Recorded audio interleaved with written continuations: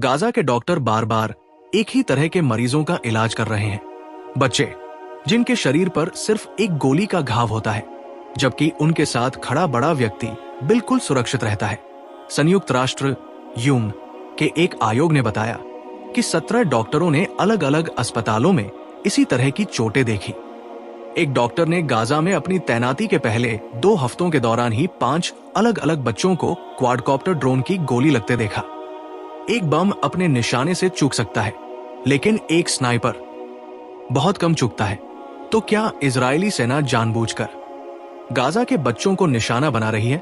Israel के Gaza युद्ध के पहले 2 वर्षों में उसकी सेना ने 20,000 से ज्यादा बच्चों को मार दिया। ये कुल मारे गए लोगों का लगभग 1/3 था और गाजा के लगभग 2% बच्चे, ज्यादातर बच्चे हवाई हमलों में मारे गए। 40,000 से ज्यादा घायल हुए। लेकिन यूएन आयोग ने एक दूसरा तरीका भी दर्ज किया। उसने 168 ऐसे बच्चों का रिकॉर्ड तैयार किया जिन्हें गोली मारी गई। उनमें से 73 के सिर में गोली लगी और 22 के सीने में। फॉरेंसिक जांच के अनुसार 15 में से 12 मामलों में सिर्फ एक ही गोली चलाई गई थी।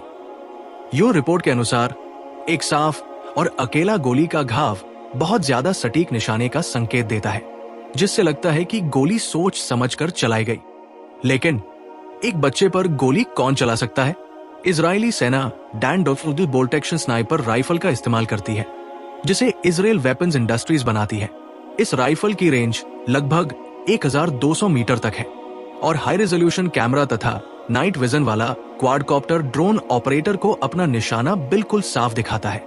इजरायली अधिकारियों ने इन ड्रोन की सटीकता को ऐसी क्षमता बताया जिसे कोई इंसानी स्नाइपर भी हासिल नहीं कर सकता। सटीक निशाने को एक बड़ी खूबी के रूप में पेश किया जाता है, यानी दुश्मन को मारना और आम नागरिकों को बचाना। लड़ने वाले को निशाना बनाओ, भीड़ को नहीं। लेकिन हर बार ऐसा नहीं होता। आयोग ने ऐसे मामले दर्ज किए जहां बच्चे को गोली लगी, लेकिन उसके बिल्कुल पास खड़ा बड़ा व्यक्ति सुरक्षित रहा। मामला दर मामला डॉक्टरों ने एक ही बात कही, बच्चा गोली का निशाना बना, लेकिन उसके माता पिता बिल्कुल सुरक्षित रहे। कम से कम 70 दर्ज मामलों में बच्चों को क्वाडकॉप्टर ड्रोन से गोली मारी गई, जहां ऑपरेटर स्क्रीन देखकर गोली चलाता है। युद्ध विराम के बाद भी हालात में ज्यादा बदलाव नहीं आया।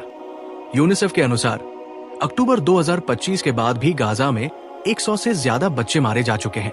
आयोग ने तथाकथित येलो लाइन के पास बढ़ते हमलों और इजरायली सेना द्वारा बार बार बदली जाने वाली अस्पष्ट सीमाओं का भी जिक्र किया। तो जो बच्चे जिंदा बच गए, उनका क्या हुआ?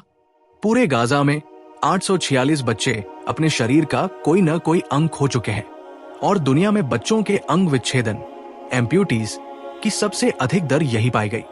युद्ध के बाद से कम 21,000 बच्चे नई स्थायी विकलांगताओं का शिकार हुए।